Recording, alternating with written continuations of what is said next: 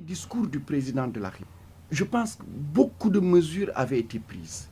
Au-delà des mesures de restriction de mobilité, qui étaient des mesures qui étaient acceptées.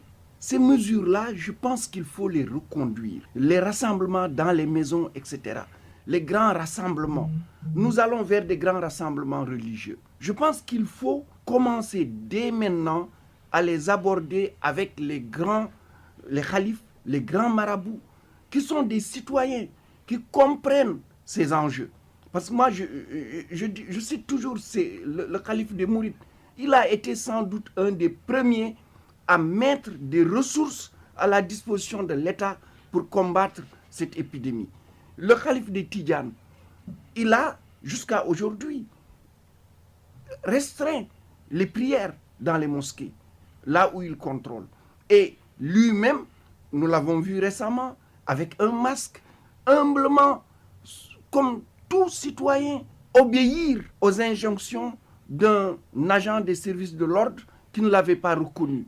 Je pense que ces augustes personnes, si on leur parle, en leur donnant l'exemple de la Mecque qui recevait pour ce pèlerinage, l'année dernière, c'était autour de 2 500 000 personnes. Cette année, il a fallu d'abord se tester. C'est 10 000 personnes tirées au sort. Il a fallu qu'ils se testent avant de venir, qu'ils soient négatifs. Et ensuite, ces 10 000 ont respecté les mesures de distanciation. Et à la fin du Hajj, il n'y a eu aucun cas. Je pense que ce pèlerinage symbolique qui a été fait devrait peut-être nous aider à aussi organiser les activités religieuses à venir de manière symbolique, de telle sorte que nous n'ayons pas ce rush humain qui, nous le savons, dans tous les cas, conduira à une expansion de la maladie. Ces événements religieux d'envergure qu'on connaît au Sénégal chaque année, ils arrivent dans quelques semaines. Le ministre de l'Intérieur a été interpellé sur le sujet lors de sa conférence de presse de vendredi. L'État pourra-t-il sensibiliser qui de droit pour que ces rassemblements ne se tiennent pas, parce que les risques sont énormes si ces rassemblements religieux à venir se déroulent. Oui, je pense que l'État peut sensibiliser et doit sensibiliser. Que les rassemblements se tiennent de manière symbolique ou ne se tiennent pas. Je pense que les deux aspects, il faut les garder à l'esprit, de manière symbolique.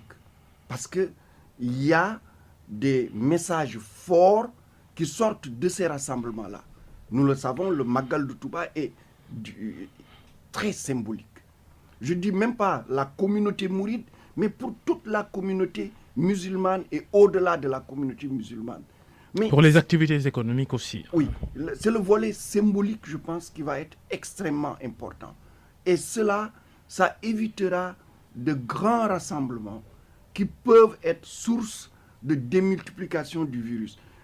Les gamous aussi, c'est la même chose. Et je pense qu'il nous faut, sans doute là aussi, il y a un symbolisme. Et je pense qu'il peut être compris dans des discussions que les États peuvent faire. Vous savez, nous n'y sommes pas, les Sénégalais, tout le monde n'y est pas, mais entre quatre murs, des discussions de responsables, ils sont aussi sensibles que nous. Et tout le monde aujourd'hui a des victimes de cette maladie, connaît des victimes de cette maladie, ou a été contact, ou connaît des gens qui ont été contacts dans cette maladie. Donc elle a atteint un seuil où il n'est plus possible de dire que cette maladie n'existe pas. Elle est là. Et nous savons que les rassemblements religieux ont été aussi des facteurs de démultiplication de la maladie. En France, par exemple, la maladie est quasiment partie d'un rassemblement religieux. Symbole de ce que vous dites, le directeur de l'hôpital principal de Dakar a révélé lors d'une réunion présidentielle sur le coronavirus cette semaine au palais présidentiel, il a révélé que beaucoup de chefs religieux qui sont décédés du Covid-19 ont été contaminés lors de cérémonies de levée de corps. Tout à fait, tout à fait. Il a raison, le professeur Mame Thierno Dieng, c'est un grand spécialiste et c'est un grand monsieur. Je pense que s'il le dit... C'est un message fort. Et je pense qu'il faut... Vous savez, le Sénégalais, il est un peu fataliste. Et il faut que nous revenions plus sur la réalité que nous vivons. J'ai entendu, parce que je discute avec beaucoup de gens, dire, nous, et c'est des Sénégalais ordinaires, comme on dirait, dire, nous, jombo nañu am feebar bi. Je dis, feebar bi, ken jombu ko am, ku nek mun na ko am. Et personne n'est à l'abri, personne n'est digne ou indigne d'avoir la maladie.